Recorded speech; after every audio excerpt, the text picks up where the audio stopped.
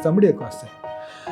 నువ్వు 35 ఏళ్ళకి అదే పని చేస్తున్నావు కదా, అదే పేషెంట్ చూస్తావు, అదే వింటావు, అదే చెప్తావు, అదే మాట్లాడతావు, సగం అదే డైలాగ్ నేను 3 సార్లు వచ్చాను 3 సార్లు అదే చెప్పావు అని చెప్తే బోర్ కొట్టదా? నిజంగా బోర్ కొట్టాలి కదా నాకు. నిజంగా బోర్ కొట్టాలి కదా. ఎందుకు బోర్ కొట్టదు అంటే బోర్ కొడుతుంది ఒక్కోసారి, కానీ ఆ ఒక్క మనిషి ఎవరైతే డిశ్చార్జ్ అయ్యేటప్పుడు వెళ్ళేసి ఒక ముస్లాం వచ్చేసి నా కాళ్ళ మీద పడకూడదని ట్రై చేసి బిడ్డ నా కడుపుని కాపాడు చల్లగా ఉండాలని చూసాను, ఆ ఒక్క వర్డ్ చాలండి. It runs me for the next 5 years.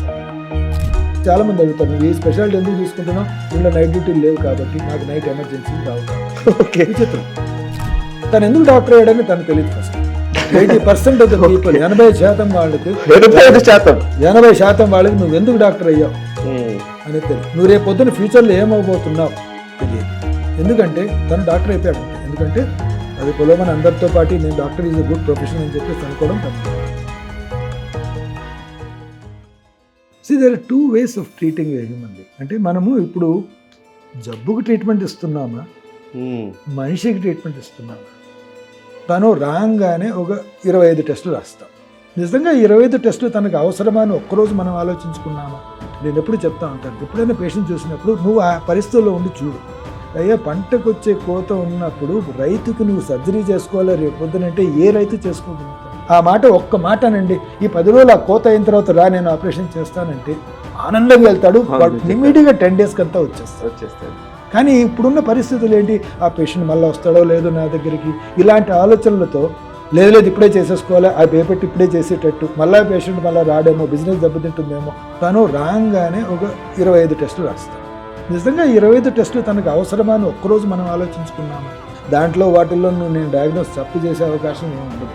In fact చాలా మంది వీటిని నడుచుకొని వస్తా ఉంటేనే నేను చెప్పగలుగుతాను ఏముండొచ్చు వీటిలో. And some companies medical trials కోసం దేశాన్ని ప్రయోగశాలగా వాడుతున్నారనే కథనాలు కూడా ఉన్నాయి sir. I mean, do you accept it? 35 ఏళ్ళు software engineer, software checkup every year చెకప్లో లిపిడ్ ప్రొఫైల్ చేశారు. దాంట్లో కొలెస్ట్రాల్ కొంచెం 250 దాకా కనపడింది. ఇమీడియట్గా తనకు ఒక రోజోస్టాటిన్ ఏదో ఇచ్చి పడేశారు. సరే, ఇచ్చారు, బాగానే ఉందండి. ఇది ఎన్ని రోజులు వేసుకోవాలి? Everything is run as a business. Governance is running as a business. Pharma also running as a business. Medical profession has become a business. Even patients' perception also has become a business. ఇదే టైంలో నేను 2 examples చెప్తాను మా family relatives నుంచి వచ్చినవి. ఒక cousin ఒక సందర్భంలో just UTI, some urinary tract infection ఏదో వచ్చిందని చెప్పేసి ఒక చిన్న హాస్పిటల్కి మామూలుగా కడుపు నొప్పి వస్తుందని వెళితే టక్కుమని ఎమర్జెన్సీలో పెట్టేసి పడుకోబెట్టేసేసి ఇంకా ఫస్ట్ ఫైల్ ఓపెన్ అవుతుంది, మీకు టెస్ట్లు టక్ టక్ టక్. షీఈ్ వండర్ఫుల్, యాక్చువల్ బాగానే ఉంది ఆవిడ. కొంచెంసేపటి తర్వాత మెడిసిన్ తీసుకుంది, అయిపోయింది మామూలుగా వెళ్తుంటే. ఇక్కడేమో ఒక ఎస్ఓపి, మీరు ఇందాక చెప్పారు, ఎస్ఓపి ప్రకారం స్టాండర్డ్ ఆపరేటింగ్ ప్రొసీజర్లో సంథింగ్ దాని ప్రకారంగా అన్ని టెస్టులు ఆ మోడల్లోకి తీసుకెళ్ళిపోయి పూర్తిగా ఒక కార్పొరేటైజ్డ్ వాతావరణంలోకి తీసుకెళ్ళడం. ఇంకొక వైపు ఏమో ఇలాంటివి చూసి అనుభవంలోకి తీసుకొని ఒకనొక మా తెలిసినటువంటి వ్యక్తే, ఆయన ఇందులో నుంచి బయటకు వచ్చి హార్ట్ ఆపరేషన్ ఉన్న వ్యక్తి, హార్ట్ ఇబ్బంది ఉన్న వ్యక్తి కూడా ఆయుష్ లేదా ఆయుర్వేదానికి సంబంధించినటువంటి మందుల మీదనే డిపెండ్ అయిపోయి ప్రాణాల మీకు తెచ్చుకునే సందర్భం కూడా ఉంది. రెండు నాకు తెలిసిన ఇవే. ఇప్పుడు ఇందులో ఏమవుతుందంటే, మీరు ఇందాక అన్నారు ట్రస్ట్ చాలా ఇంపార్టెంట్, హానెస్టీ రెండో అంశం. ఇట్లా 2-3 అంశాలు ఉన్నప్పుడు ఈ 3 లేకపోవడం వల్ల ఏది నమ్మాలి, ఏది నమ్మకూడదు అని తెలియని ఒక పరిస్థితిలో ఉన్నారు. అయితే పూర్తిగా గుడ్డెద్దు చేలో పడ్డట్టుగా పూర్తిగా ఆయుర్వేదం మీదనో హోమియో మీదనో ఇదంతా భారతీయత అనే దాని మీద ఉండి ప్రాణాల మీద తెచ్చుకున్న వాళ్ళు కూడా ఉన్నారు. నేను దానికి కాదనట్లేదు. ట్రెడిషనల్ మెడిసిన్ వాల్యూ చాలా important. At the same time ఎమర్జెన్సీలో ఇది కావాలి. చెప్తారా ప్లీజ్? అది ఎట్లా ఎప్పుడు నిర్ణయం తీసుకోవాలి? మీకు ఈ 2 సిచ్యువేషన్ చెప్తాను. నాకు చిన్న పర్సనల్ గా ఒక ఎక్స్పీరియన్స్ జరిగింది. ఈ హాస్పిటల్ పెట్టిన కొత్తల్లో one of my old patients, ఎంత ట్రస్ట్ అంటే నా మీద చాలా ట్రస్ట్ ఉంటుంది. అంటే ఆ ట్రస్ట్ని నేను గౌరవిస్తాను, కాదంటలేదు. వాళ్ళ మదర్ని తీసుకొని వచ్చారు. సార్ ఇన్ఫెక్షన్ ఉంది, డయాబెటిక్, ఏదో కొంచెం ఇన్ఫెక్షన్ ఉంది అంటే చూశాను. టెంపరేచర్ పెద్ద ఎక్కువగా ఏం లేదు.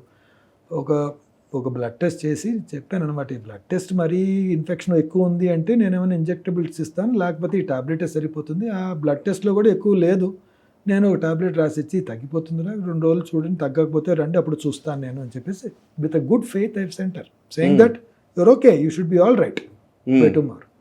Exactly 2 o'clock in the morning they came with a collapse state. So మేము రెసిస్టేట్ చేసి చాలా చేసి కష్టాలు పడి వీ లాస్ట్. సో వాళ్ళు ఒకటే అడుగుతారు నన్ను, ప్రతిసారి అడిగింది నేను, నేను తీసుకొని వచ్చాను, మీరు అడ్మిట్ చేసి ఉండొచ్చు కదా, సో ఇక్కడ 2 పాయింట్స్ ఉన్నాయండి. నాట్ దట్ దిస్ సంథింగ్, అది ఒక ఈవెంట్ చెప్తున్నా. సపోజ్ నేను ఆ పేషెంట్ అప్పుడు అడ్మిట్ చేసి తనకి ఏమి కాలేదనుకోండి, ఏం లేదు సార్ ఒక ట్యాబ్లెట్తో పోయేదాన్ని మీరు అనవసరంగా అడ్మిట్ చేసి రూమ్ రెంట్ అంతా చేశారు, ఇప్పుడు గొడవ. సపోజ్ అడ్మిట్ చేయకుండా ఏదన్నా నెగిటివ్ పాయింట్ ఉందనుకోండి, తెచ్చినా కానీ మీరు అడ్మిట్ చేయలేదేంటి, మీకు ప్రిడిక్ట్ చేయలేరు. How many times everybody is very good at prediction అండి. ఆ ప్రిడిక్షన్ అనేది రావడానికి number 1, the person who seeing ఆ doctor who's ever is there, ఎమర్జెన్సీలో డాక్టర్ ఉన్నారు ఎవరైనా, ఈ షుడ్ ఒక అనుభవం ఉండి తను చాలా చూసిండాలి అలా ఆ ప్రిడిక్షన్ చేయడానికి. లేక ఒక డాక్యుమెంటెడ్ ఎవిడెన్స్ తనకి ఏదైనా ఉండిండాలి, ఇంతకుముందు ఈ జబ్బు ఉంది, దానివల్ల నేను ఇది ప్రిడిక్ట్ చేయగలుగుతున్నాను అని తెలిసి ఉండాలి. అలా జరగాలి. అలాంటివి ఈ మధ్యకాలంలో ఎన్నిసార్లు జరుగుతాయి. You can have that sort of a doctor with అనుభవం ఉన్నతను అక్కడ ఉండే అవకాశం తక్కువ, ఆ టైంలో ఉండే అవకాశం తక్కువ. Number 2, first thing is defensive medicine అంటారు చూసారా. నేను ఈ పేషెంట్ కడుపు నొప్పితో వస్తే నేను ఈ పేషెంట్కి ఇవన్నీ చెయ్యకపోతే రేపొద్దున ఏమన్నా అయితే రేపొద్దున నన్ను అడుగుతారు కదా అన్న ఉద్దేశంతో నువ్వు ముందు టెస్ట్ చేయించు. థర్డ్ థింగ్, ఎక్స్పీరియన్స్ నాశనం అయ్యేసరికి ఏమవుతుంది, నువ్వు నీ అసెస్మెంట్ వేసే బదులు ముందు ఇన్వెస్టిగేషన్ చూసుకొని అసెస్మెంట్ ఏం జరుగుతావు. See the protocol of the patient is, పేషెంట్తో మాట్లాడాలి, తన కష్టం తెలుసుకోవాలి, తనని ఎగ్జామిన్ చేయాలి, నువ్వేమనుకుంటున్నావో ఆలోచించాలి, దానికి తగ్గట్టుగా ఇన్వెస్టిగేషన్స్ కావాలి. అలా కాకుండా రాగానే చెస్ట్ పైన ఇవన్నీ చేయించేసే ఫటాఫట చేయించే, దాంట్లో ఏముందో నేను ఎత్తుక్కుంటా మళ్ళా అనడం అనేది అనవైతే అయిపోయింది. కడుపు నొప్పి అల్ట్రాసౌండ్ సిటీ స్కాన్ చేయించేద్దాం, దాంట్లో ఏముందో ఏదన్నా బయటపడుతుంది కదా, బయటపడదు, చాలాసార్లు బయటపడదు. నువ్వు అనుకున్నది నువ్వు ఇన్వెస్టిగేట్ చేస్తేనే నీకు తెలుస్తుంది, కానీ నీకేం అనుకోకుండా నువ్వు ఇన్వెస్టిగేట్ చేస్తే బయటపడుతుంది అనుకోవడం తప్పు. So the system of medicine అనేది కొద్దిగా మారింది. దీంట్లో ఏమిటి, అందరు స్టేక్ హోల్డర్స్ దీంట్లో same thing. Hospital doesn't want to have a bad name. 2 investigation ఎట్లా వచ్చాడు, ఇన్వెస్టిగేషన్ వద్దంటున్నాడు, 2 చేసి నువ్వు సేఫ్ గార్డ్ చేసుకుంటే మంచిది కదా. డాక్టర్ కూడా నాకెందుకు ఈ తలనొప్పి, రేపొద్దు నన్ను తిడతారని చెప్పి తను కూడా చేసుకోవడం. పేషెంట్ ఏమో నేను వచ్చినా నువ్వు చేయలేదనుకోవడం, ఆర్ చేసిన తర్వాత నువ్వు ఎక్కువ చేశానని చెప్పడం. So every stake holder has got his. ఎప్పుడైనా ఏమండి డాక్టర్ గారు మీరు ఏమనుకుంటున్నారని ఎవరు అడిగారా, ఆ ఇన్వెస్టిగేషన్ ఏముంది, ఈ ఇన్వెస్టిగేషన్ ఏముంది, అదే చూస్తారు కదా మనం అందరూ. అలా అయిపోయింది సిస్టమ్. చాలా జిల్లాల్లో కూడా చాలా ప్లేసుల్లో ఇప్పుడు మెడికల్ లీగల్ కేసు కూడా బాగా పెరిగిపోయినాయి. ఇంకా చెప్పాలంటే డాక్టర్ల మీద దాడులు కూడా విపరీతంగా పెరిగిపోయినాయి. ఒకవైపు ఎమోషన్ లో ఇట్లాంటి సందర్భాల్లో రియాక్ట్ అవుతున్నటువంటి విధానాలు చాలా దారుణంగా కూడా ఉన్నాయి. ఇంకో దానికోసం సపరేట్ చట్టం తీసుకురావాలని కూడా నడుస్తుంది కదా. సార్ అయితే ఇప్పుడు మీరు ఈ ఇండస్ట్రీ, ఇప్పుడు హెల్త్ ఇండస్ట్రీ విపరీతంగా పెరుగుతోంది. ఒకవైపు ఫార్మా ఇండస్ట్రీ పెరుగుతోంది. హెడ్లైన్స్ మేమే రాస్తాం చాలా వాటిల్లో, ఫార్మా ఇండస్ట్రీ ఇంత గ్రోత్ కనబడుతోందని, లేకపోతే హెల్త్ ఇండస్ట్రీలో ఇంత జరుగుతోందని, మెడికల్ టూరిజం విపరీతంగా పెరుగుతోందని. ఇవన్నీ fine. At the same time doctors, young doctors కొంతమంది, నేను మొన్న మధ్యన ఎక్కడో వార్తా కథనం చదువుతున్నాను, నిజమా కదా మీరు చెప్పండి, యంగ్ డాక్టర్స్ చాలా మంది వస్తున్నారు, ఎంబీబీఎస్ ఫినిష్ చేసి లేకపోతే డాక్టర్ కోర్స్ ఫినిష్ చేసి వచ్చేసిన వాళ్ళు. అన్ఎంప్లాయ్మెంట్ కూడా ఇందులో ఉందంట కదా, చాలా మంది బయటకు వెళ్ళిపోతున్నారంట, వేరే ప్రొఫెషన్స్కి వెళ్ళిపోతున్న వాళ్ళు ఉన్నారంట. ఎందుకని సార్ అసలు డాక్టర్స్, ఇంతకుముందు ఒక డాక్టర్ రావడమే చాలా గొప్పగా ఉండేది కదా, ఇవాళ డాక్టర్లకి ఉద్యోగాలు దొరకకపోవడం ఏంటి? లేదు అంటే ఇప్పుడు ద ప్రాబ్లం ఏంటంటే అండి, ఇక్కడ 2 విషయాలు. తను ఎందుకు డాక్టర్ అయ్యాడని తనకు తెలియదు. ఫస్ట్ 80% ఆఫ్ ద పీపుల్, 80% వాళ్ళకి, 80% వాళ్ళకి నువ్వు ఎందుకు డాక్టర్ అయ్యావు అనేది తెలియదు. నువ్వు రేపు పొద్దున్న ఫ్యూచర్లో ఏమవబోతున్నావు తెలియదు. ఎందుకంటే తను డాక్టర్ అయిపోయాడు అంతే. ఎందుకంటే అది పొలమని అందరితో పాటు నేను doctor is a good profession అని చెప్పేసి అనుకోవడం, తను వెళ్ళిపోవడం. తను నిజంగా లోపల తను ఫీల్ అవుతున్నాడా, I want to become a doctor అంటే చాలామందికి తెలియదు, అర్థమే లేదు వాళ్ళకి. అంటే మీరు అడిగితే నేను ఇంకా బాధపడతాను. ఇప్పుడు ఏమవుతుందంటే దే ఫీల్ దట్ నాకు 9 to 5 జాబ్ కావాలి, 9 to 5 జాబ్ లాగా కావాలి. I don't want to. ఇలా ఇది ప్రజెంట్ జన్లో వెరీ ఫ్యూ పీపుల్, ఒక 25-30% ఉంటారు. నాకు I don't care, this profession నేను చాలా ప్రేమిస్తాను, ఈ ప్రొఫెషన్లో నాకు ఆనందం కలుగుతుంది, ఇది ప్రాక్టీస్ చేస్తూ ఉంటాను అనుకునే వాళ్ళు చాలా తక్కువ మంది. Everybody says yes it's a good profession, నేను మిగతా ప్రొఫెషనల్ కన్నా ఇది నచ్చింది కాబట్టి నేను చేరేశాను, బాగానే ఉంది, కానీ I don't want quality of life to be compromised. Okay. అలా దేర్ ఫిక్స్డ్ షెడ్యూల్స్ అనమాట. నాకు ఈ క్వాలిటీ ఆఫ్ లైఫ్ నేను కాంప్రమైజ్ చేయను.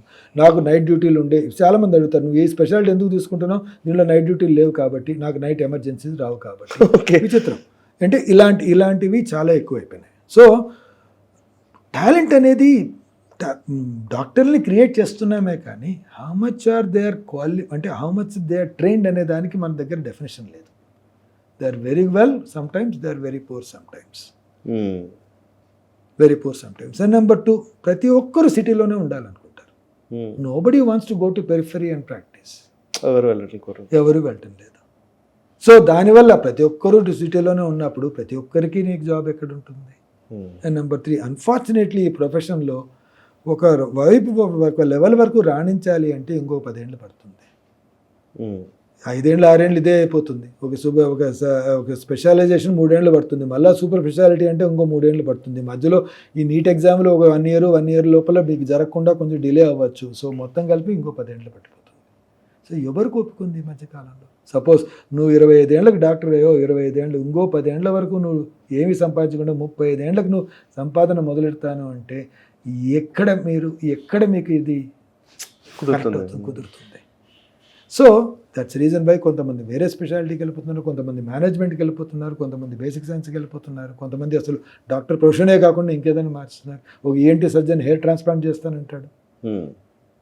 సో ఇలా దేర్ ఆర్ చేంజింగ్ అవే. అండ్ నెంబర్ 2, ఉన్న వాళ్ళకి they want to stay in Hyderabad only. So medicine సీట్లో ఇంకా పోస్ట్ గ్రాడ్యుయేట్ సీట్ రాలేదు. సో డ్యూటీ డాక్టర్లుగా తయారైపోతున్నారు. In fact I pity their salary structures nowadays.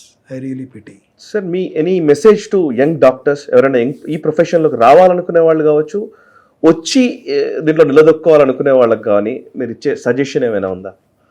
ఒకటి, నాకు 2-3 సజెషన్లు ఉంటాయి. అంటే what I feel they can improvise on. Number 1, నువ్వు సెలెక్ట్ ఎందుకు చేసుకుంటున్నావు?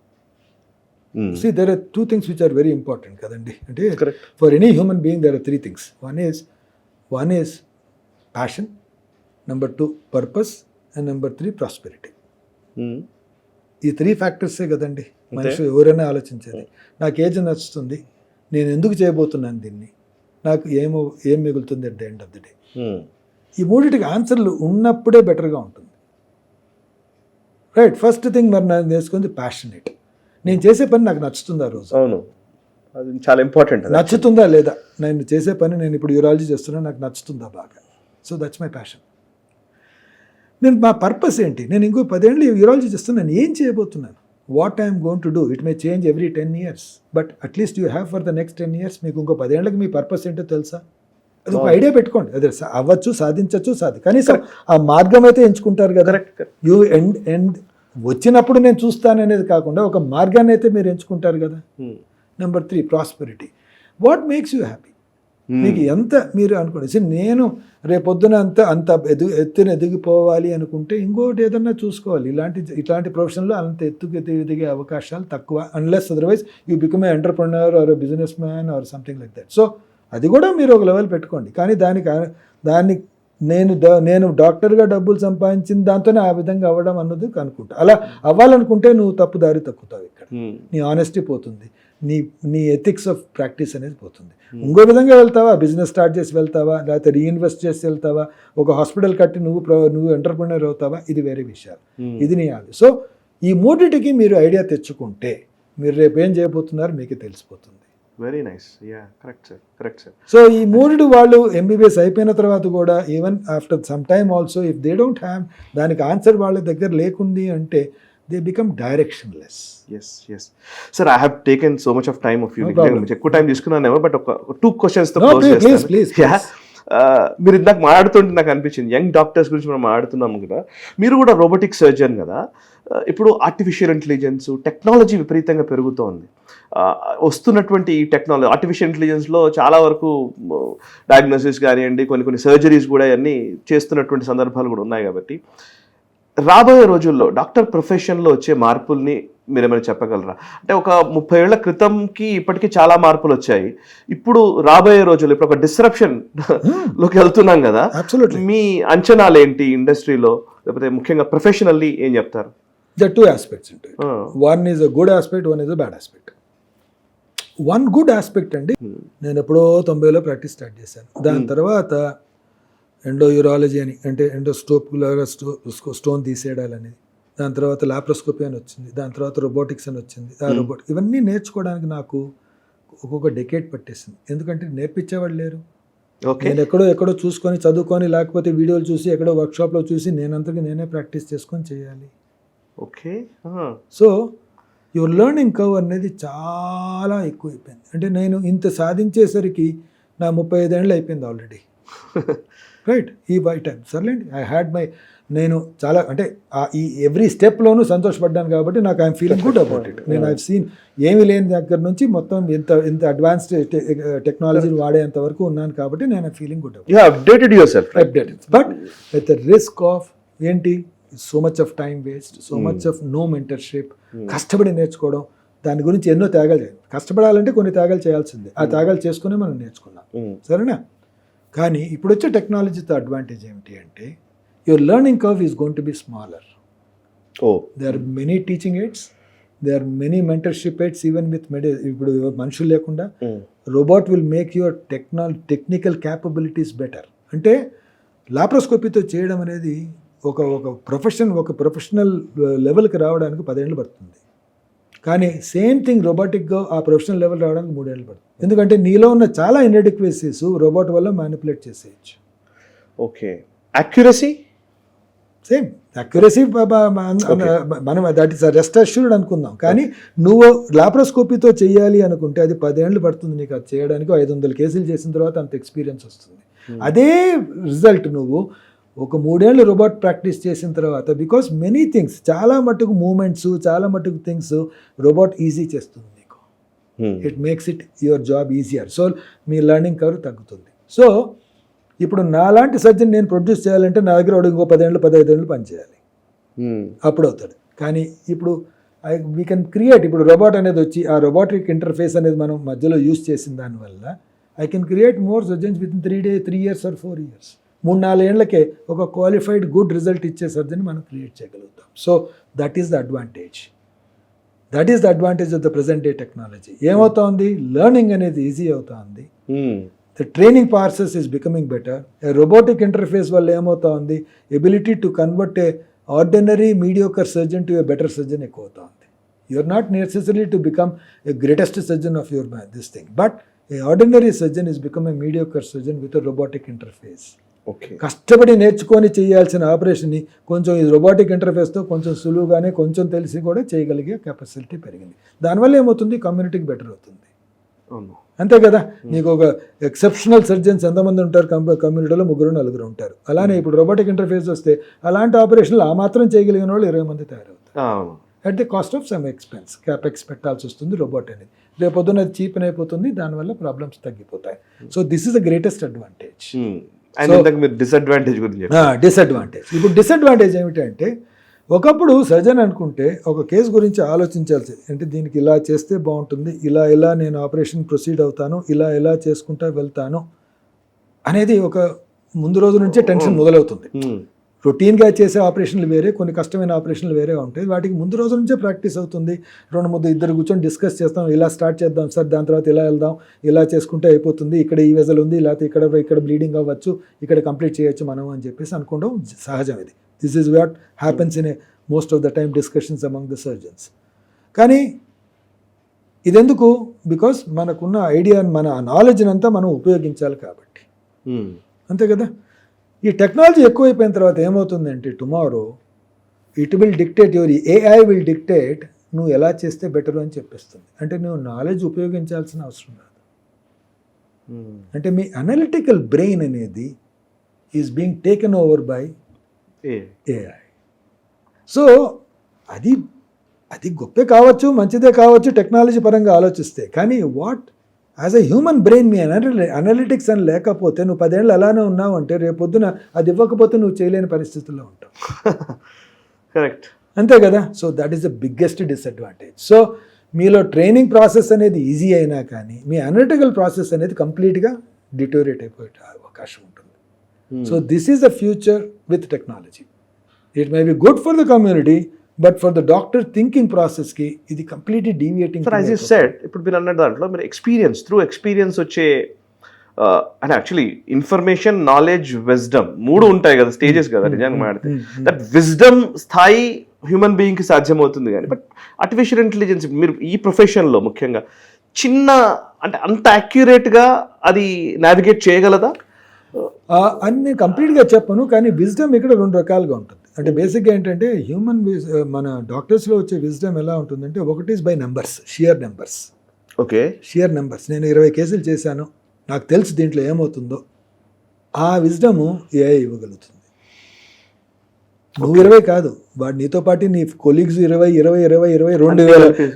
డేటా కూడా నీకు ఇవ్వగలుగుతుంది. సో నీది కరెక్టో కాదో చెప్పగలుగుతుంది.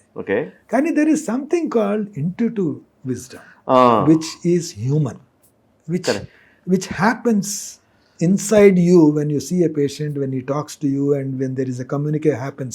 మన ఇద్దరి మధ్య మాటల్లో ఒక చెప్పని చూసారా, with in a short span of time we develop a connect అని చెప్పేసి అదేదో జరుగుతుంది. ఎందుకు తెలుస్తుందో తెలియదు, మనకు తెలియదు కదా. It's something sort of some sort of you can say super natural phenomena, we don't explain, we can't explain.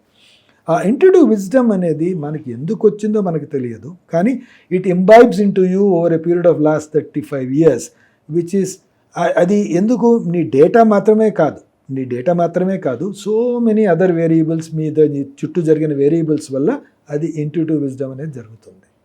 అది I don't think AI will ever replace it. Okay, that is one thing which possibly it still human will have it. అందుకే the last signing authority again will be human. Very nice, very nice.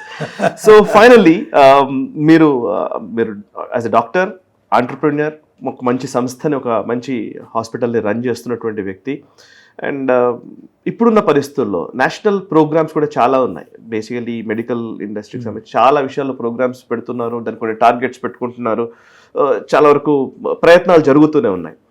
National లెవెల్లో ఉన్నటువంటి central ముఖ్యంగా గవర్నమెంట్కి సంబంధించి కావచ్చు, state governments కావచ్చు, వాళ్ళు గత కొన్ని సంవత్సరాలుగా ఈ హెల్త్ విషయంలో తీసుకుంటున్నటువంటి చర్యలు, మనం ఏ స్టేజ్కి వచ్చామో, ఒక స్టేజ్కి అయితే వచ్చాము, కొంతవరకు అయితే వచ్చాము అనుకుందాం. ఎస్.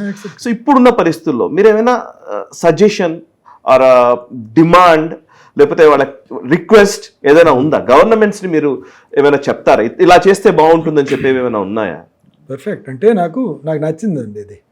నాకు నచ్చిన సబ్జెక్ట్ ఇది, నాకు చాలా నచ్చిన సబ్జెక్ట్. ఎందుకంటున్నాను అంటే, I tell you the reason why I said that was, ఒకప్పుడు రాజశేఖర రెడ్డి గారు ఆరోగ్యశ్రీ స్టార్ట్ చేశారు. It was actually Michael Porter అని ఒక హార్వర్డ్ ఎకనామిక్స్ హిజ్ ఐడియా అనమాట. అది అక్కడే చేయాలని ఒబామా అడ్మినిస్ట్రేషన్ నుంచి వచ్చింది, ఒబామా పాలసీ, ఒబామా కేర్ చేస్తుంది. సిమిలర్ థింగ్ కదా ఇక్కడ ఆరోగ్యశ్రీ కూడా. అంటే ఏమవుతోంది ఇక్కడ, నేషనల్ హెల్త్ కవర్ అనేది, అంటే మనం బేసిక్గా the government will be able to take care of anybody's, ఎవరైనా కానీ వాడికి హెల్త్ కవర్ ఏమైనా కావాలి అనుకుంటే వాడికి మనం చేయగలుగుతాం, మన హాస్పిటల్స్ ఉంటాయి, వాళ్ళు చేయగలుగుతారు అనేది చేయలేక. That was actually William Bhore's policy. William Bhore అని before a British man who wrote ఎలా ఉండాలి ఇండియన్ హెల్త్ కేర్ రేపు పొద్దున అని చెప్పడానికి ఒక డాక్యుమెంట్ రాశాడు. ఎప్పుడు 1943లో, బిఫోర్ ఇండిపెండెన్స్. దాంట్లో ఇన్ని కాలేజెస్ కావాలి, ఇన్ని ఇన్స్టిట్యూట్ కావాలి, ప్రతి ఒక్క డిస్ట్రిక్ట్ క్వార్టర్స్కి ఒక 1000 బెడెడ్ హాస్పిటల్ కావాలి, ఇవన్నీ రాసున్నాయి. కానీ మనీ లేకుండింది to invest into it. ఎక్కడ కానీ ఇన్వెస్ట్మెంట్ అంత జరగలేదు. సో నేషనల్ హెల్త్ కవర్ అనేది కుదరలేదు. ఈవెన్ దో అది కుదిరినా కానీ, ఇప్పుడు ఇంగ్లాండ్ ఉంది, అక్కడ నుంచి వచ్చిందే నేషనల్ హెల్త్ కవర్. ఇప్పుడు NHS ఉంది. That itself is facing with a lot of failure. అంటే health is a government's thing, nobody need to spend అనే దాన్ని నేషనల్ హెల్త్ సర్వీస్ ఇప్పుడు ఉండేది ఇంగ్లాండ్. కానీ ఇట్ ఈస్ నాట్, దాని crumbling, అది దాంట్లో క్రంబ్లింగ్, కంప్లీట్లీ క్రంబ్లింగ్, ఇది ఇట్స్ నాట్. సో అది ఇవ్వలేకపోయాం మనం, అది నేషనల్ హెల్త్ కవర్ అనేది ఇవ్వలేకపోయాం. ఎంతో కొంతగా మీరు అక్కడ హాస్పిటల్కి వస్తే వచ్చేస్తుంది అన్న లెవెల్లో ఇవ్వగలిగాం. దాన్ని కవర్ చేసుకోవడానికి వీ స్టార్టెడ్ ఆరోగ్యశ్రీలో నేషనల్ హెల్త్ కవరేజ్. ఓకే, అంటే ఏంటి, నీకు జబ్బు ఉంది, నీ గవర్నమెంట్ హాస్పిటల్లో కాకపోయినా కార్పొరేట్ వాళ్ళు ఇస్తారు, ఈ రేటుకి వాళ్ళు చేసి పెడతారు నీకు అని, అది ఒక అస్త్రంగా వాడుకున్నాం. అంటే నేషనల్ హెల్త్ కవరేజ్ని యాక్చువల్గా ఒక అస్త్రంగా వాడుకున్నారు. అది పొలిటికల్గా పాపులిస్టిక్ స్కీమ్గా వాడుకున్నారు బేసిక్గా. నేను ఒకటి ఆ రోజు ఒక డిస్కషన్లో ఒక మాట అన్నాను, ఏమండి ఇప్పుడు ఆదిలాబాద్లో ఉన్నాడు ఒక అబ్బాయి, ఆ అబ్బాయి ఏదో కడుపులో నొప్పి వచ్చిందని అపోలో హాస్పిటల్ వరకు వచ్చి ట్రీట్మెంట్ తీసుకోవడంలో ఏమైనా అర్థం ఉందా అండి? సో వారితో పాటు ఇద్దరు వస్తారు, వాళ్ళ పని పోతుంది. అది వచ్చిన చెప్పు ఏదో అపెండిక్స్ కావచ్చు, ఆ అపెండిక్స్ ఆదిలాబాద్లో కాకనే అపోలో హాస్పిటల్కి రావాల్సింది. ఆ గవర్నమెంట్ దానికి ఇచ్చింది అంటే వాళ్ళందరూ వదులుకొని ఇక్కడ ఫ్రీగా అవుతుందని చెప్పి వచ్చేసి చేయించుకొని వెళ్తారు. చేయించుకోవడం మంచిదే, బాగానే ఉంది, కానీ ఈజ్ ఇట్ కరెక్ట్? ఆలోచిస్తే కరెక్ట్ కాదు. సో నేను ఒకటే ఒక మాట అన్నా, if that person who lives in that village, ఆ విలేజ్లో ఉన్న అతను has to get a referral from the doctor in the PHC of that village. ఎక్కడైనా పో, నువ్వు ఎక్కడైనా ఆ డాక్టర్ దగ్గర ప్రిస్క్రిప్షన్ చేయించుకో, నువ్వు ఇక్కడ పోయి చూయించుకో అని చెప్పి ఒక ప్రిస్క్రిప్షన్ చేయించుకో. దాంతో 3 కరెక్ట్ అయిపోతాయండి. ఒకటి, డాక్టర్ అక్కడ కూర్చుంటాడు, because he has to be available. Correct, అక్కడే ఉండాలి, వచ్చేవాడు ఉంటాడు కాబట్టి అక్కడికి. కరెక్ట్. సో తను అక్కడే ఉంటాడు. So availability of doctors in PHC అనేది ఉండదు. Perfect. 90% of the problem is solved. Number 2, the population will develop confidence in the PHC because they have to reach. ఇనీషియల్గా వాళ్ళు సంతకం పెట్టించుకోవడానికి వెళ్ళినా కానీ రాను రాను కాన్ఫిడెన్స్ బిల్డప్ అవుతుంది. ఎలా? వెళ్ళాలనుకున్న టైంలో 30-40% జబ్బులకి అక్కడే ట్రీట్మెంట్ అయిపోతుంది. వాడు చూసి నీకేం లేదురా, ఇదే సరిపోతుంది నీలో అని చెప్పేస్తే ఆ కాన్ఫిడెన్స్తో వాడు అక్కడే ఉండిపోవడం జరుగుతుంది. So 30% of the load has come down. 30% load తగ్గిపోతుంది. పిహెచ్సిలో ప్రైమరీ కేర్ అనేది పెరుగుతుంది. Systems will be better. అవసరం అంటే ఇక్కడికి రాగలుగుతాం. అది వద్దంటలేదు, అవసరం ఉంటే వద్దంటలేదు. So that is one small thing which makes a difference in to the whole system. So అదొకటి ఉంటుంది. This is what I believed at that time. Well, ఈ యూనివర్సల్ హెల్త్ కవరేజ్ అనేది ఇప్పుడు ఇండియాలో మొత్తం ఆయుష్మాన్ ఉంది, ఒక్కొక్క చోట ఒక్కొక్క స్కీమ్ ఉంది. Something it's good, it's happening. So క్లిష్టమైన ప్రాబ్లమ్స్ కూడా చాలామంది గవర్నమెంట్ హాస్పిటల్స్లో వాళ్ళు అక్కడ ఆరోగ్యశ్రీ చేసినడము లేకపోతే ఆయుష్మాన్ చేసిన దానివల్ల వాళ్ళకి వచ్చే జనరేట్ అయిన మనీతో మళ్ళీ రీఇన్వెస్ట్ చేయడం, that's a good thing which has happened. Even government హాస్పిటల్స్లో కూడా చాలా మటుకు 5 గంటల వరకు పనిచేయడం జరిగిపోతుంది, ఎందుకంటే ఈ ఎక్స్ట్రా మనీ కొంచెం ఆఫర్ అనేది జరుగుతుంది. కాబట్టి దట్స్ ఏదో ఒక విధంగా యూనివర్సల్ హెల్త్ కవర్ అనేది ఇవ్వగలుగుతున్నాం ఈ కవరేజ్ ద్వారా. ఇదొకటి, it's a good point of it. But the second point of it is ఏమవుతుంది అంటే, the negative point of it is ఎక్కడ సిస్టమ్ని మనం దెబ్బతీస్తున్నాం. ఇప్పుడు ఉన్న సిస్టమ్ని ఎక్కడో ఒకచోట దెబ్బతీస్తుంటేనే కదా ఇది పాపులిస్టిక్ అయితే ఇది కొంత గొప్పగా సక్సెస్ఫుల్ కావటం లేదు. ఎక్కడ దెబ్బతీస్తున్నాం? మనం ఆడిట్ అనేది లేదు దాంట్లో. We're not auditing what is happening with us. సడన్గా మీకు గుర్తు ఉంటుంది, ఒకసారి last time health minister previous గవర్నమెంట్లో ఉన్నప్పుడు హిస్టెక్టమీలు ఎన్నికైనాయి ఈ దీంట్లో అనేది ఒక ఇదేంది. ఎందుకు హిస్టెక్టమీ అన్ఇండికేటెడ్గా హిస్టెక్టమీ ఆరోగ్యశ్రీలో చేసేసారు, ఇన్ని బిల్స్ వచ్చేసాయి. సో ఆడిట్ అనేది లేకుండా పోయింది, అంతే కదా. నీకు అవసరమైన వాడికి చేస్తున్నావా, అవసరం లేని వాడికి కూడా చేస్తున్నావా అన్న ఆడిట్ అనేది లేకుండా పోయింది. సో ఎక్కడో ఒక చోట ఈ ఆడిట్ అనేది తీసుకురావాలి. Correct. How to get that clean the system, check the system. అది క్లీన్గా ఉంది అని చెక్ చేసుకోవడానికి ఒక ఆడిట్ సిస్టమ్ కావాలి. ఇది మీరు ఎంత స్పెండ్ చేస్తున్నారో దాంట్లో 20% కాదు 2% స్పెండ్ చేసినా 7 ఆడిట్ అయిపోతుంది. కరెక్ట్ కదా. That's number 1. Number 2 is somehow ఎక్కడో ఒక చోట ఒక బెడ్స్ కడుతుంది అనమాట. ఏమని? Health given cheap cannot be great quality అండి. ఓకే.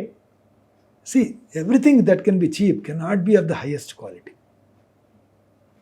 ఇది ఎందుకో అది హెల్త్ పరంగా అనగానే ఈ విధంగా చూస్తాం మన జనాలు. అంటే బేసిక్గా హాస్పిటల్స్ మేక్ మనీ అని ఒక ఆలోచనతో వస్తుంది.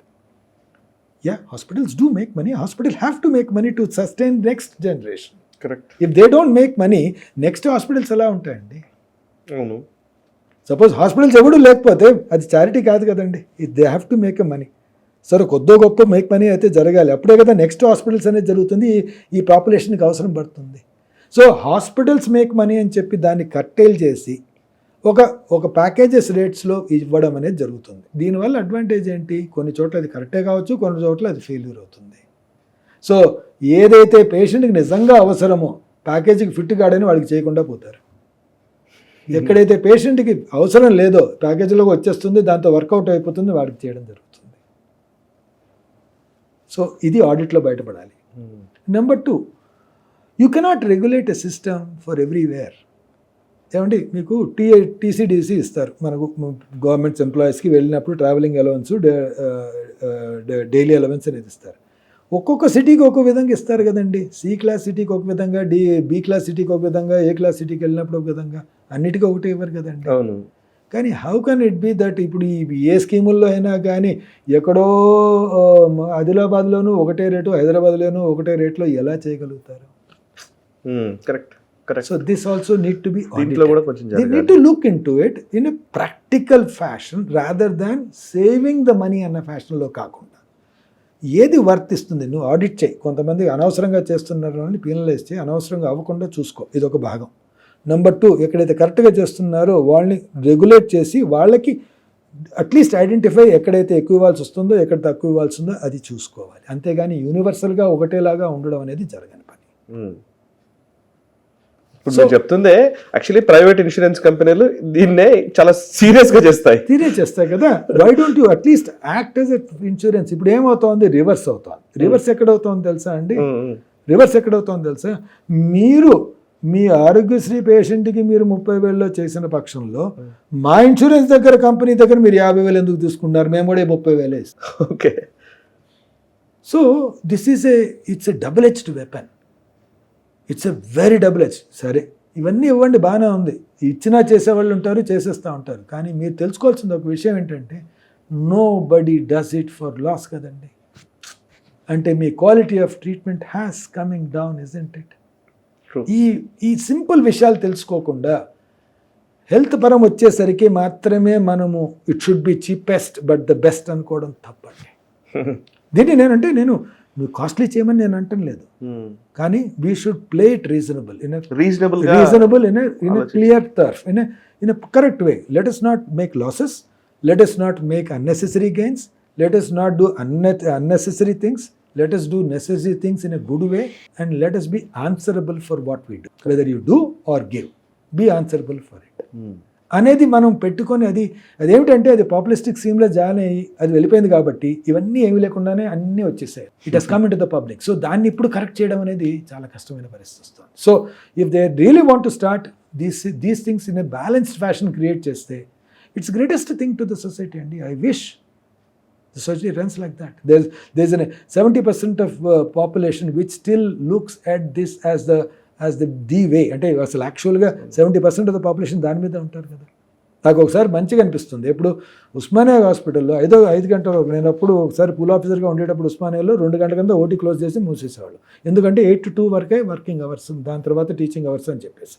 ఇప్పుడు 5 గంటల వరకు ఆపరేషన్లు అవుతున్నాయి. ఎందుకంటే the schemes are getting them money, they are investing money into the government, into the hospital, and getting some good equipment, and even the consultants are getting benefited, working staff are getting benefited. So they are incentivized to do more work. కావాలి కదా incentivisation అనేది ఈ దీంట్లో కావాల్సి వస్తుంది. ఎందుకంటే health is one thing which is insufficiently delivered. Correct. In a sufficient way దాన్ని deliver చేయాలి అంటే ఉన్న వాళ్ళని పెంచాలి, లేకపోతే ఉన్న వాళ్ళకి ఇన్సెంటివైజ్ చేయాలి. ఉన్న వాళ్ళని పెంచినా డబ్బులు ఖర్చు అవుతాయి, ఉన్న వాళ్ళని ఇన్సెంటివైజ్ చేయని డబ్బులు ఖర్చు అవుతుంది. సో ఏది అయినా కానీ అది నువ్వు పెంచాలి అనుకుంటే ఈ ఎక్స్పెండిచర్ తప్పదు. అన్ని చోట్ల సేవింగ్ క్వాలిటీ ఈజ్ లాస్ట్. అదొక్కటే బాధేస్తుంది. పర్ఫెక్ట్. సో చివరిగా మీరు ఇప్పుడు గవర్నమెంట్కి చెప్పారు, యంగ్ డాక్టర్స్ చెప్పారు, అసలు పేషెంట్స్కి మీరు ఇచ్చే మెసేజ్ ఏమైనా ఉందా? ఏమైనా చెప్తారా అసలు? పోనీ అట్లీస్ట్ జనాలకి, ప్రేక్షకులు చూస్తున్నటువంటి ప్రేక్షకులకైనా కానీ డాక్టర్ని ఎలా అర్థం చేసుకోవాలి? అంటే అది చాలా కష్టం. అంటే బేసిక్గా కనెక్ట్ అనేది నేను ఇప్పుడు మళ్ళీ I will come back to the same human to human connect అండి. See don't see it as treating a disease, treating your self. Perfect. ఆ డాక్టర్ని అడిగాను, డాక్టర్ గారు చెప్పుకోండి, ఉన్నవన్నీ చెప్పుకోండి. మీరు ఒక డాక్టర్ దగ్గర వెళ్తున్నారంటే వారి మీద నమ్మకం మీద వెళ్తారు. నమ్మకం జీరో వెళ్ళరు, నమ్మకం ఆల్రెడీ కొద్ది గొప్ప ఉంటుంది, అప్పుడే వెళ్తారు. And no doctor is, suppose ఆ డాక్టర్ వింటలేదు అంటే ఇంకో డాక్టర్ని తీసుకోండి, చాలామంది ఉన్నారు. But if there is a doctor who can gives that amount of time, ఆ టైం ఇచ్చి ఇద్దరు ఒక కమ్యూనికేట్ ఎస్టాబ్లిష్ చేయగలుగుతారు, మీ డౌట్లు తను తీరుస్తున్నాడు, ఆయన డౌట్లు మీరు క్లియర్ చేస్తున్నారు అనుకున్న పక్షంలో that will be the best thing happens. But ఇంకొకటి, ఈ బిజినెస్ ఏదైతే ఉందో చూసారా, నీకున్న కష్టం చెప్పుకో, నీ రిపోర్ట్ చదివి వినిపించుకో. అర్థమైందా? నీకున్న కష్టం చెప్పుకో ఫస్ట్. నీకున్న కష్టం చెప్పుకో, నీ రిపోర్ట్లు చదివి వినిపించుకో. నీకేమో కష్టం ఉందంటే రిపోర్ట్లనే నాకు చదివి వినిపిస్తారు, ఆ రిపోర్ట్లు నేను చదువుకోగలుగుతాను, నువ్వు చెప్పాల్సిన అవసరం లేదు. సో బెటర్ కమ్యూనికేషన్ అక్కడ ఎస్టాబ్లిష్ అవుతుందండి. నేను చెప్తాను కదండి, నేను ఎప్పుడు చెప్తాను, ఎప్పుడు rural public has got a fantastic communicate the doctor. Rural public టక్కన అటాచ్ అయిపోతామండి. ఈవెన్ డాక్టర్ గా రూరల్ పబ్లిక్ వాళ్ళు అటాచ్ అయిపోతాం. రెండు విషయాలు, అర్బన్తోనే ప్రాబ్లం వస్తుందండి. ఎందుకంటే రూరల్ పబ్లిక్ ఏంటండి, నేను somebody ask me a question before I answer that, before somebody a question.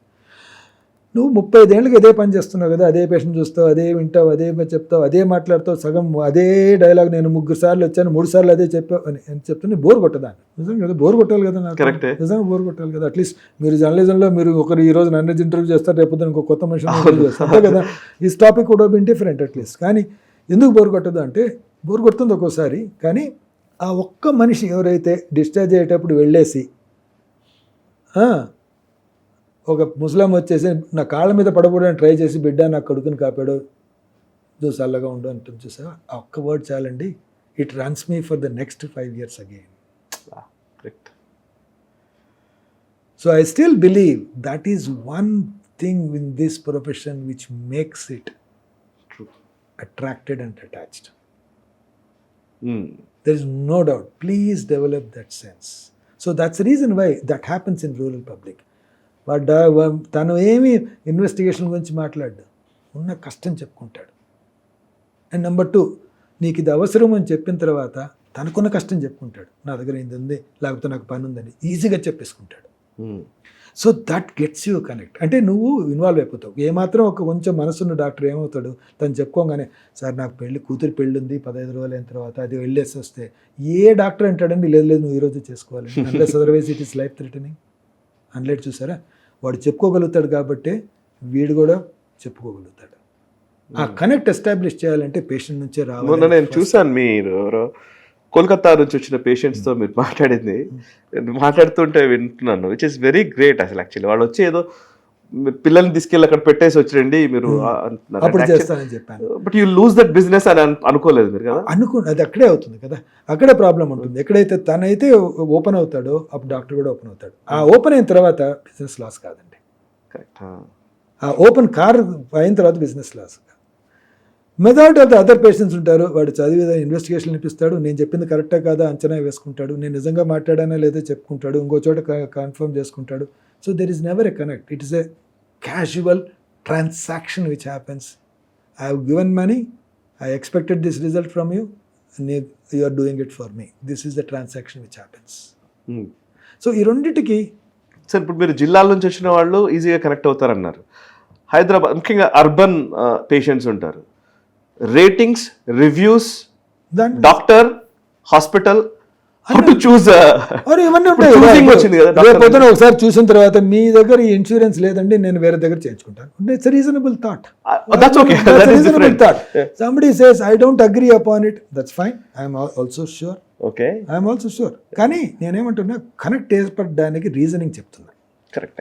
Connect ఏర్పడడానికి నేను అర్బన్ రూరల్ అని కాదు, నేను I'm saying giving an example, giving an example between the two అనమాట. ఆ కనెక్ట్ ఏర్పడడానికి ఏంటంటే, ఒక మనిషితో కనెక్ట్ రావాలి అనుకుంటే తను చెప్పుకోవాలి, అది విన్న తర్వాత నేను నన్నుండే చెప్పుకోవాలి అనమాట.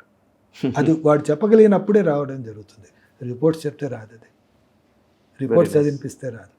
ఫస్ట్ ఆఫ్ ఆల్ నువ్వేమిటి, నీకు ఎంతమంది పిల్లలు ఉన్నారు, ఏం చేస్తావు, and what is your next things ఏమున్నాయి, ఈ కనెక్ట్ అనేది ఎవరికి రాదు కదండి. కరెక్ట్. అది కనెక్ట్ ఏర్పరచుకోవాలి. అందరికీ 50 మంది పేషెంట్లు ఉండాలని రూల్ ఏం లేదు. ఉండేది 10 మంది పేషెంట్లు, 20 మంది పేషెంట్లు. ఆ కనెక్ట్ ఎస్టాబ్లిష్ చేయండి. ఎవ్రీ పేషెంట్, ఆ డాక్టర్కి చెప్తున్నా, ఎవరికి డాక్టర్ మీరు ఏం చెప్పబోతున్నారన్నారు పేషెంట్కి చెప్తున్నాను అనమాట. So get a connect first to the doctor. Correct. That is makes that the trust happens. Very nice sir, very nice. Thank you very much sir. Thank you very much doctor Mallikarjuna గారు. చాలా time మీరు మా కోసం అసలు కొంచెం కూడా gap తీసుకోకుండా busy schedule నాకు తెలుసు, but still thank you very much sir. Thank you very much. So చూసారు కదా, నేను నా సర్జరీ జరిగిన తర్వాత చాలా మంది ప్రేక్షకులు నన్ను ఆశీర్వదిస్తూనో అభిమానంతోనో చాలా మంది నేను బాగుండాలని కోరుకున్నటువంటి అనేక మంది ప్రేక్షకులు ఉన్నారు. వాళ్ళందరి తరపున నేను వీరికి థ్యాంక్స్ చెప్తున్నాను. Thank you very much sir. Thanks. God has been kind. So this is literally చెప్పాలంటే ఒక మీకు థ్యాంక్స్ చెప్పడానికి ఇది ఒక అవకాశం నాకు కూడా. Thank you. నేను అంటే లాస్ట్కి చెప్తాను కదండి, ఎప్పుడు డాక్టర్కి పేషెంట్ ఒకటే మాట చెప్తాను అనమాట, నువ్వు నన్ను దేవుడు అనుకోకూడదు, నేను నన్ను దేవుడిని కూడా అనుకోకూడదు, అక్కడ ప్రాబ్లం వస్తుంది. Very nice, thank you. So చూసారు కదా, ఇది డాక్టర్ మల్లికార్జున గారితో ప్రత్యేక ఇంటర్వ్యూ. నేను యాక్చువల్లీ వారి ఎక్స్పర్టైజ్ ఎక్కడైతే ఉందో, ముఖ్యంగా యూరాలజీలో కావచ్చు, ఈ కిడ్నీ సమస్యలు వీటి గురించి ఒక్క ప్రశ్న కూడా నేను అడగలేదు, లిటరల్లీ కావాలని అడగలేదు. మిగతా ఇంటర్వ్యూస్ వారు ఏమైనా ఉంటే వాటి గురించి వారు చెప్పిన సమాధానాలు అవన్నీ చూడండి. But yes, as a human being, as a better human being గా మారడానికి కావాల్సినటువంటి అంశాలు, ముఖ్యంగా ఒక వైద్యుడిలో ఉండవలసినటువంటి కీలక లక్షణాలు నాకు అనిపించినటువంటి నేపథ్యంలో నా స్వీయ అనుభవం నుంచి వారితో మాట్లాడాలనుకున్నాను. ఈ సంభాషణ మీకు నచ్చితే 10 మందికి షేర్ చేయండి అండ్ ఎక్కువ మందికి చెప్పే ప్రయత్నం చేయండి. మనసా వాచా కర్మణ, దేశహితం కోసం, నేషనలిస్ట్. ఈ వీడియో మీకు నచ్చినట్టయితే లైక్ చేయండి, 10 మందికి షేర్ చేయండి. అలాగే కామెంట్ల రూపంలో మీ అభిప్రాయాలను మాతో పంచుకోండి. Nationalist hub group of channels ను సబ్స్క్రైబ్ చేసుకుని తెలుగునాట జాతీయవాద జర్నలిజాన్ని ప్రోత్సహించండి. ఈ వీడియో కింద ఉన్న బెల్ ఐకాన్ పై క్లిక్ చేయడం మర్చిపోవద్దు.